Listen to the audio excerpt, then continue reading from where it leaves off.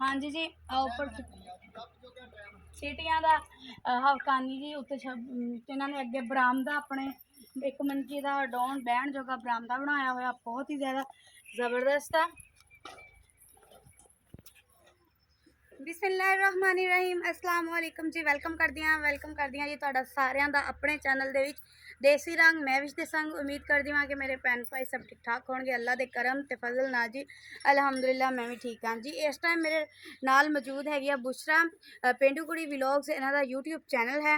ते अज असीं एक बहुत ही प्यारे ते बहुत ही नायाब ते बहुत ही खूबसूरत डेरे दे उत्ते आए हुए हैं तो विजिट करवाने वा तुहानूं। ये तकरीबन 80 साल पुराना डेरा हैगा वा ते इत्थे बिजली का नाम तो बिल्कुल भी नहीं है। तो जी आज जी हम तुहानूं विजिट करवाने विखाने। हाँ जी जी पट्ठे जानवर रखे हुए तो पट्ठे तो कुतरने पैंदे ही हैगे। तो जी इन्होंने मशीन रखी हुई डोका मशीन नाल जी पीटर वा रखा होया ये तेल पा के डीजल पा के फिर चलता। आज जी इन्हों की रहन की कोठरी वा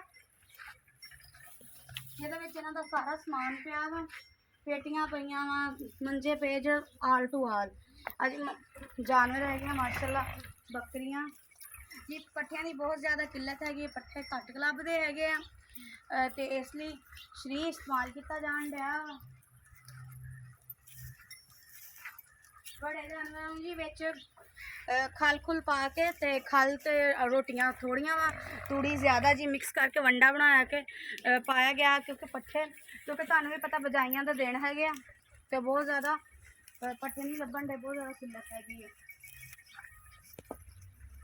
ते इधर भी आप देख सकते हो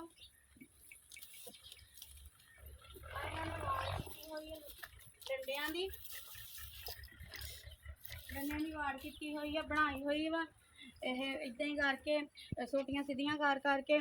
इत्थे बिल्कुल जिदा पेंडू जिदा पहले दौर च दीवारां दवूरां नहीं सी हुंदियां बस कच्चे जे कोठे होने यार इदा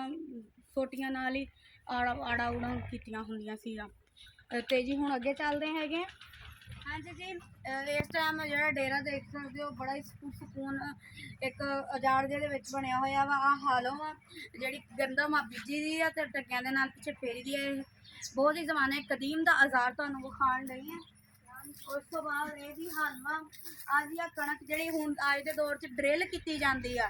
लेकिन कुप्पू दे विच पा के उदों ढग्गियां नाल ग्रिल की जाती सी ड्रिल ग्रिल ड्रिल की जाती सी ते नाल जी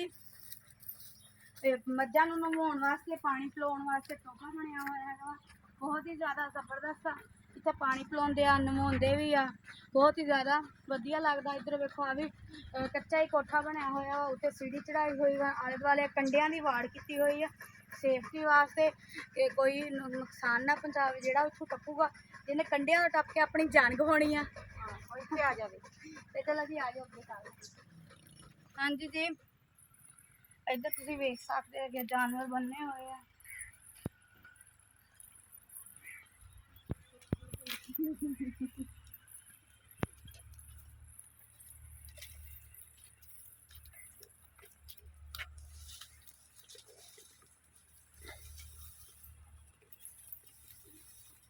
श्री है जी श्री पाते क्योंकि पट्टियां की बहुत ज़्यादा किल्लत हैगी तो श्री भी जानवर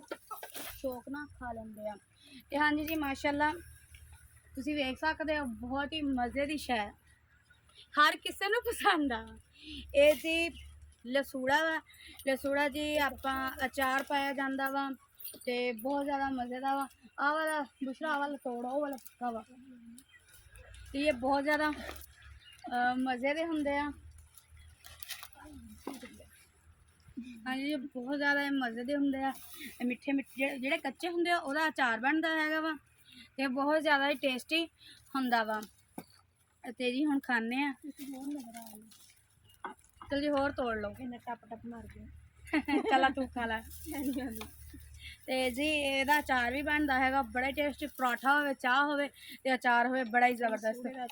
जी ये साडे पंजाब दा खास सौगात हैगी है लसूड़े का अचार। इधर आ जाने जी नलका लगा होया इत्थे जी पानी जो दूसरा वो सिर्फ नलका ही है बाकी टोबी जी नहर का पानी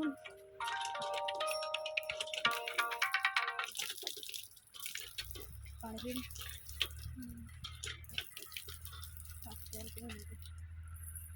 चल गेट में पानी पी। हाँ जी प्यास लग गई है।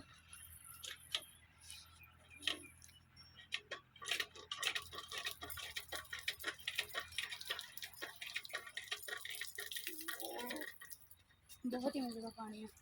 हाँ जी इधर आ जाओ।